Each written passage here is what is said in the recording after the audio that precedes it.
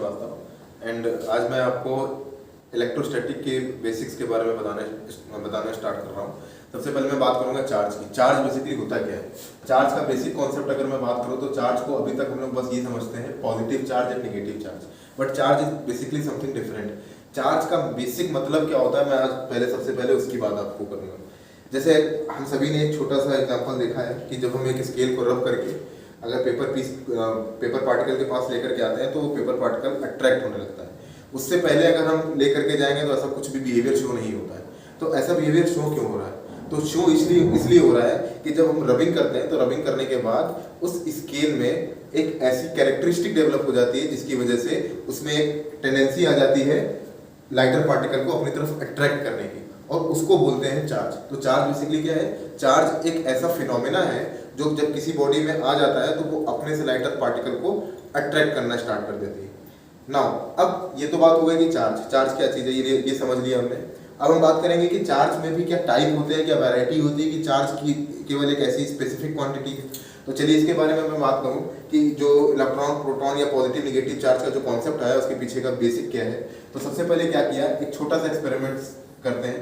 ये हो गई सपोज ग्लास रॉड और ये हो गया सिल्क। सेम एज अगेन एक ग्लास रॉड और ले लेते हैं और एक ले लेते हैं सिल्क का पीस। अब क्या है, अभी हमने जैसा जाना कि अगर हम दो बॉडीज आपस में रब करेंगे तो उससे एक चार्ज डेवलप होगा। तो अगर सेम कॉन्सेप्ट यूज करते हुए अगर हम यहाँ पर रबिंग कराते हैं तो दोनों चीजों को रब कराने के बाद अब यहाँ पर let suppose charge Q1 develop हो गया और यहाँ पर Q2 डेवलप हो गया। अब मैंने यहाँ पर दूसरा एग्जांपल भी ग्लास रॉड और सिल्क का ही क्यों लिया है, वो इसलिए लिया है कि जो चार्ज यहाँ पर हम इंड्यूस जो भी प्रोड्यूस चार्ज हम मानेंगे वही सेम चार्ज यहाँ पर भी हमारे लिए प्रोड्यूस होगा। तो बिहेवियर चार्जेस का क्या है या चार्जेस का टाइप्स कैसे एग्जैक्टली पता कर पाएंगे, वो चीज अभी हमें आगे पता चलेगी।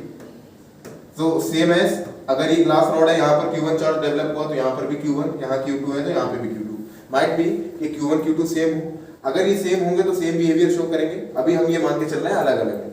नाउ इसके बाद क्या किया गया, रबिंग की गई। लेट सपोज इस पे Q1 चार्ज आया, इस पे Q2 चार्ज आया, और इसके बाद देखा ये गया कि अगर हम इन दोनों बॉडीज को आपस में कांटेक्ट में लेकर के आते हैं तो इन दोनों में रिपल्शन हो रहा है। क्या कर रहे थे, ये दोनों रिपेल कर रहे थे। और यही सेम चीज अगर हम ग्लास रॉड और सिल्क के साथ कर रहे थे तो हमने यहाँ पर देखा कि ये दोनों चीजें अट्रैक्ट हो रही है। तो एक चीज ये तो क्लियर हो गई, एक ये चीज तो क्लियर हो गई कि चार्जेस में वैरायटीज तो होती हैं। अगर वैरायटीज ना होती तो एक जगह बिहेवियर रिपल्शन का शो हो रहा है, एक जगह अट्रैक्शन का शो हो रहा है, वो तभी शो हो पाएगा जब दोनों अलग अलग चीजें हो ना। अब एक चीज आपने देखी कि यहाँ पर एक चार्ज Q1 है, यहाँ पर भी एक चार्ज Q1 है, that means like charges repel.